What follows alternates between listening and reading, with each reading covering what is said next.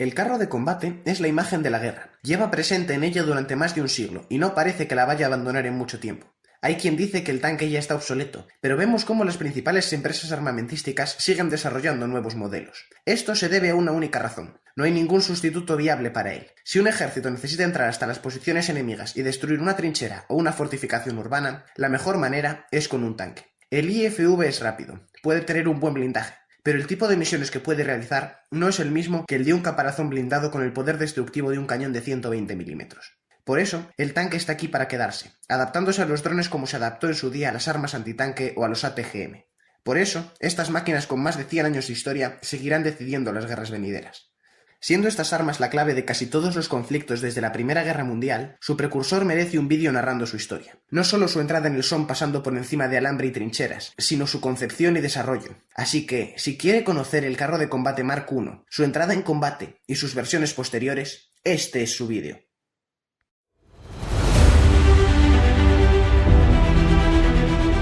El primer protagonista de esta historia no es otro que el primer Lord del Almirantazgo británico a mediados de la Primera Guerra Mundial, Winston Churchill, quien creía que la manera de proteger a las tropas en la guerra moderna era con un concepto similar al de la guerra naval: naves acorazadas que transportasen a los soldados y les diesen fuego de cobertura durante los asaltos. Aquella idea desembocaría en febrero de 1915 en la creación del Comité de Naves de Tierra para desarrollar estas nuevas armas. La propia construcción empezaría en agosto de ese año en Lincoln, en las fábricas de material agrícola de la empresa dirigida por William Triton, la William Foster & Company.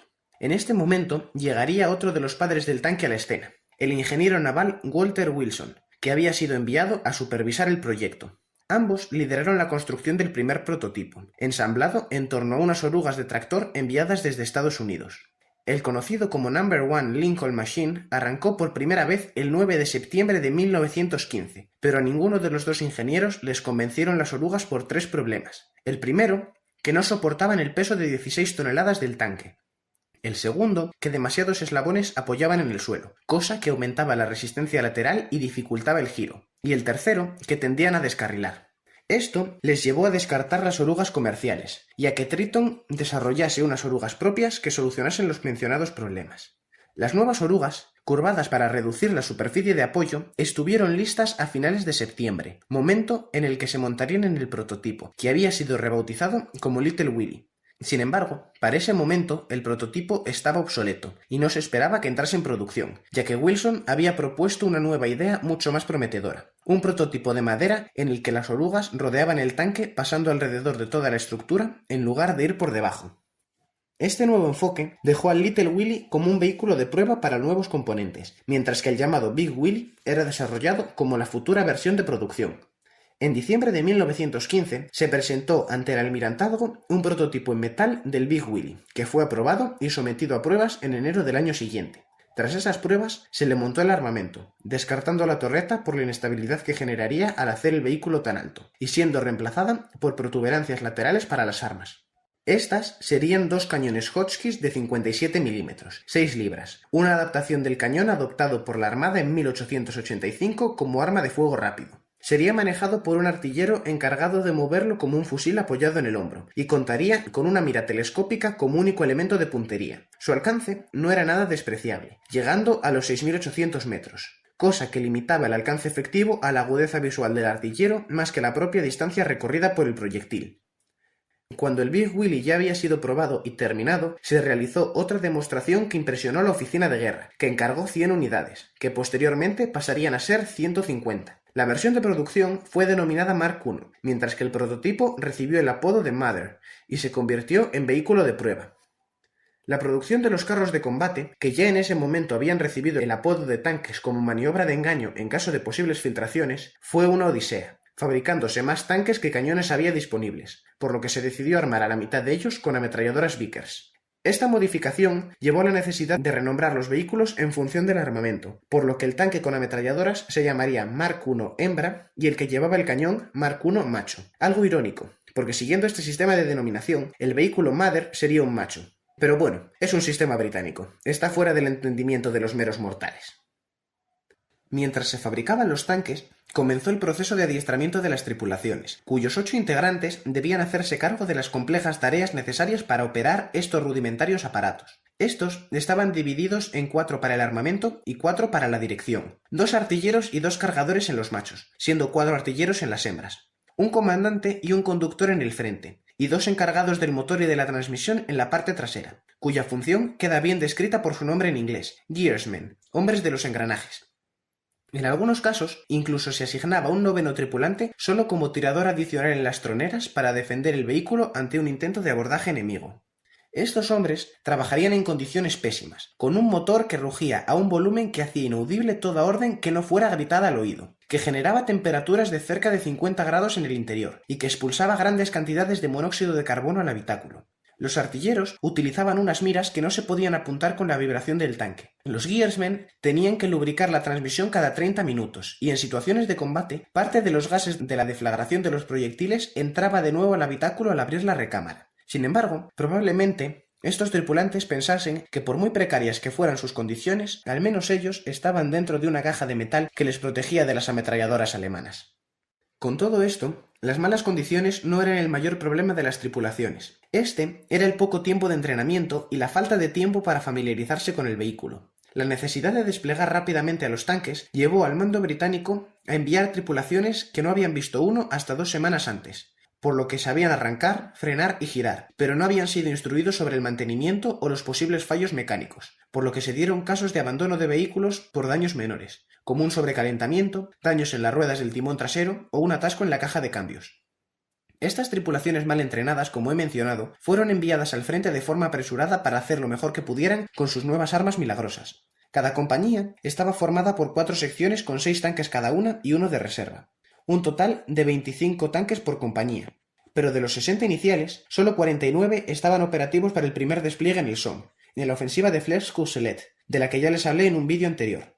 De esos 49, solo 32 llegaron a la línea, y de ellos solo 9 entraron en combate, debido a averías o atascos de los demás. Sin embargo, estos 9 fueron más que suficientes para generar el terror en las filas alemanas, siendo capaces de guiar a la infantería a través de ellas y de tomar los objetivos encomendados. Imaginen por un momento que son un soldado alemán que lleva varios días bajo bombardeos de artillería y sufriendo constantes ataques británicos. Entonces, una mañana como cualquier otra, tras un intenso bombardeo, escuchan la alerta en la trinchera. Rápidamente, asoma la cabeza por encima del parapeto y ve 3 monstruos metálicos reptando hacia usted. Su primera reacción es dispararles, pero las balas rebotan sin causar daño alguno. De pronto, ellos comienzan a abrir fuego con sus cañones, aniquilando una fortificación cada pocos segundos. Imaginen ahora el terror de los soldados que lucharon indefensos contra aquellos acorazados. La efectividad de los carros de combate en aquel primer asalto, y en lo que restaría de la ofensiva del Somme, residió, más que en su eficacia táctica, en el terror que inspiraban en las tropas enemigas, que viéndose indefensas contra ellos, se rendían o abandonaban sus posiciones. Al final de la ofensiva, solo había 3 tanques operativos, que combatieron al día siguiente para defender Flers del contraataque alemán. Todos ellos quedaron inoperativos, por lo que durante los días siguientes los tanques desaparecieron del campo de batalla hasta que participaron en la batalla de Morval, en un asalto a una trinchera cerca de Judenkourt el 25 de septiembre.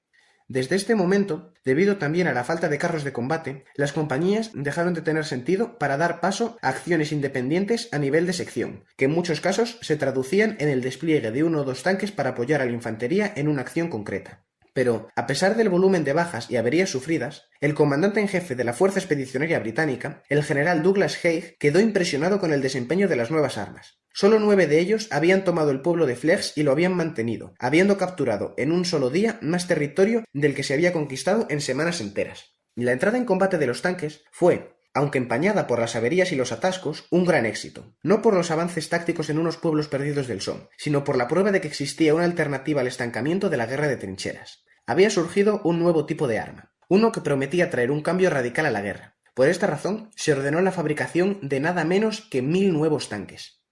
Francia no sería el único campo de batalla que vio a los primeros tanques. Los Mark I también combatieron en el frente palestino, siendo utilizados contra los turcos durante la tercera batalla de Gaza de 1917.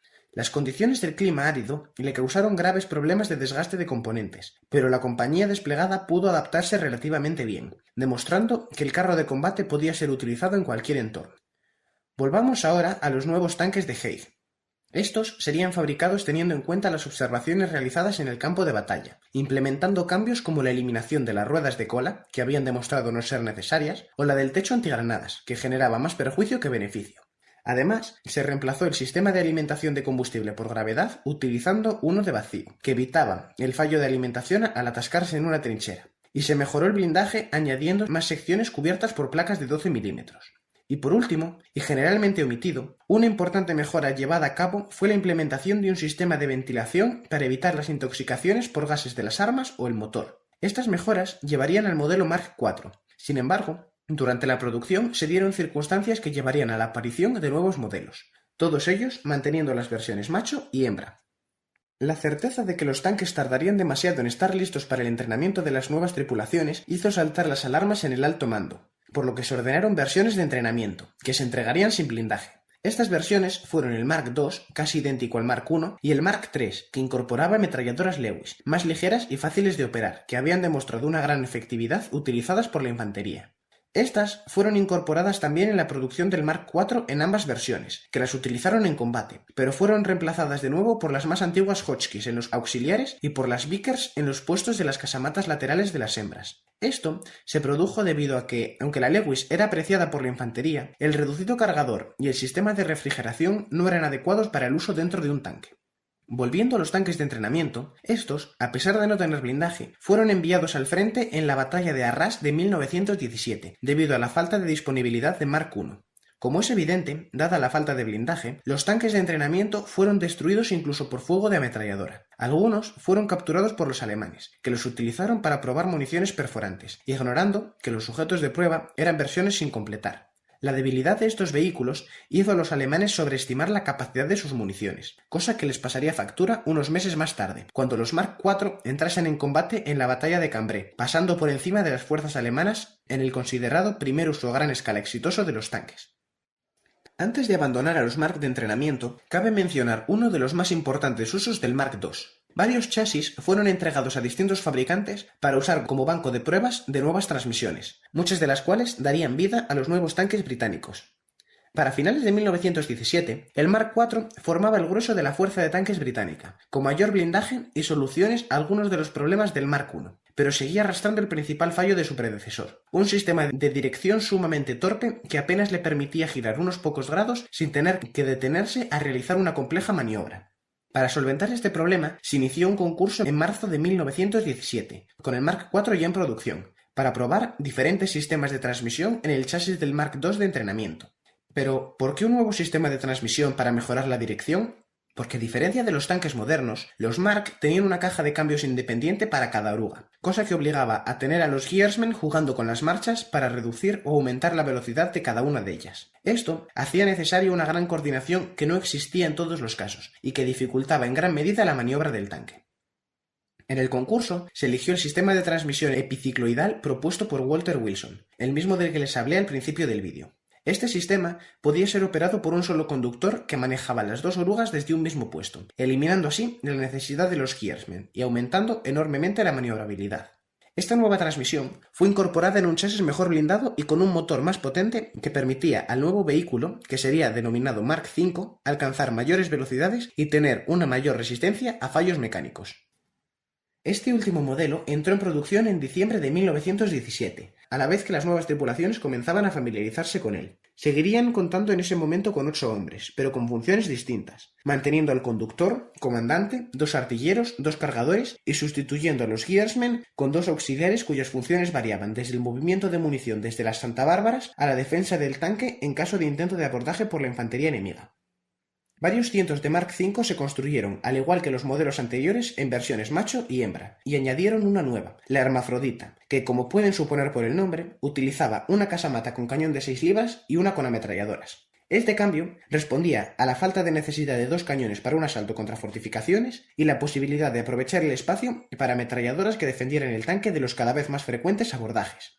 El Mark V llegó a Europa en julio de 1918, entrando en combate contra los alemanes a lo largo de todo el frente, haciendo gala de sus notables prestaciones. No obstante, sí que necesitó modificaciones al llegar a combatir a la línea Hindenburg, donde los alemanes habían cavado trincheras más anchas para impedir el paso de los tanques. Para superarlas, se introdujo en la línea de producción el Mark V Estrella. El nombre se escribe como ven en pantalla, con un asterisco, una versión alargada para cruzar trincheras con facilidad. Sin embargo, esta versión presentaba el problema de aumentar el número de eslabones en contacto con el suelo, aumentando la resistencia lateral y dificultando el giro. Esto fue solucionado en la versión Estrella-Estrella. Lo sé, el nombre suena ridículo. Este era idéntico al modelo anterior con una oruga rediseñada por Wilson, que aumentaba la curvatura en el centro y reducía la resistencia lateral. Sin embargo, no llegó a entrar en combate. Finalmente, el Mark V y sus derivados eclipsaron a sus predecesores, convirtiéndose en el principal carro de combate aliado en el frente occidental. Paradójicamente, su principal enemigo fue el Mark IV, ya que muchas unidades habían sido capturadas por los alemanes y encuadradas en sus regimientos de tanque, ya que no produjeron carros de combate autóctonos en grandes cantidades. Durante los últimos meses de la guerra, el tanque fue utilizado masivamente por ambos bandos, dando pistas del futuro de los conflictos militares. Pero el campo de batalla del Mark V no se quedó en Europa. Entre 60 y 80 fueron suministrados al Ejército Blanco, el bando antibolchevique de la Guerra Civil Rusa, que los mantuvo en servicio durante toda la guerra. Incluso más adelante, los supervivientes formarían las primeras compañías de tanques soviéticos.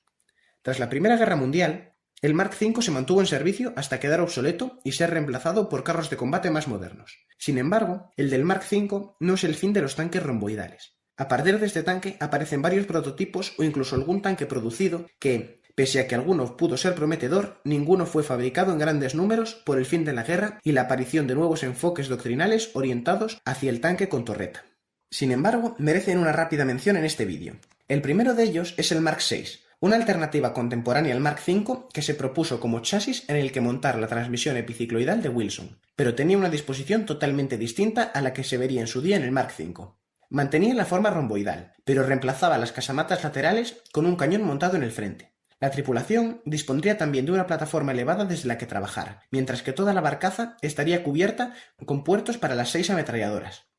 El modelo fue descartado por la dificultad logística e industrial que supondría el tener que diseñar un nuevo chasis desde cero, en lugar de aprovechar el del Mark IV. Finalmente, el Mark VI se quedó en una maqueta de madera, pero su desarrollo inspiraría el del posterior Mark VIII. El siguiente modelo en la secuencia de nomenclatura fue el Mark VII, un descendiente de los Mark II que se cedieron para hacer pruebas con nuevas transmisiones. Esta fue la transmisión hidráulica de Williams-Jenney, que fue descartada en un principio, pero en octubre de 1917 se le encargó a la empresa Brown Brothers de Edimburgo hacer un desarrollo más profundo del concepto e instalarlo en un chasis de Mark V.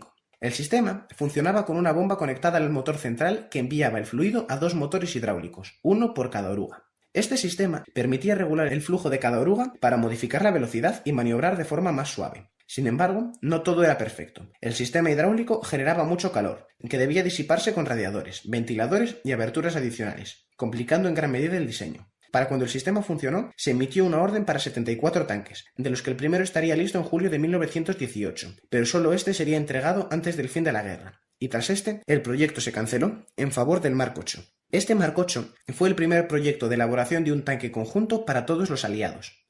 En un principio participaron en el desarrollo Francia, Reino Unido y Estados Unidos, aunque los primeros se retiraron rápidamente. El proyecto pasaría entonces a ser conocido como carro de combate angloamericano. El vehículo tomaría inspiración del Mark V, cuyo chasis se alargaría y modificaría sustancialmente, cambiando la disposición y la forma de las casamatas, así como los habitáculos, que estarían elevados y rodeados de ametralladoras.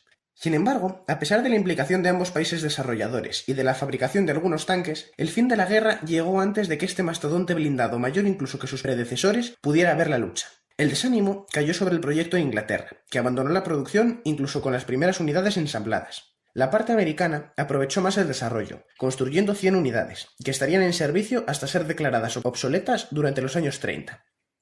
A diferencia de los anteriores prototipos mencionados, de este hay muchas más imágenes disponibles, ya que del Mark VIII, conocido también como Liberty en Estados Unidos, hay 3 unidades supervivientes.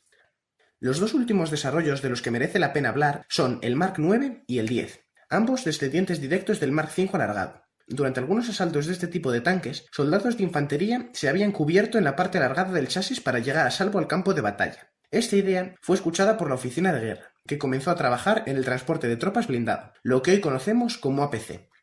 Las especificaciones que se dieron fueron: capacidad para transportar a 50 soldados al frente completamente equipados en un vehículo resistente al fuego de la infantería enemiga. Estos requisitos fueron la base del Mark IX, que eliminaba las casamatas para instalar un habitáculo en el que cabrían 30 soldados, que dispararían desde las troneras hasta desembarcar en las trincheras enemigas. Este desarrollo, aunque curioso y probablemente efectivo, fue también abandonado al llegar el fin de la guerra, con una unidad en servicio y 34 construidas. El Mark IX fue utilizado posteriormente para experimentar con el concepto del APC anfibio, mediante la instalación de flotadores a los lados, pero la velocidad en el agua era muy reducida y se abandonaron las pruebas, aunque la información obtenida fue útil para el desarrollo de los futuros vehículos anfibios. Por otro lado, el Mark X no abandonó la mesa de dibujo que lo concibió como sustituto mejorado para el Mark V estrella, pero al menos recibió la designación, haciéndolo merecedor de este espacio en el vídeo.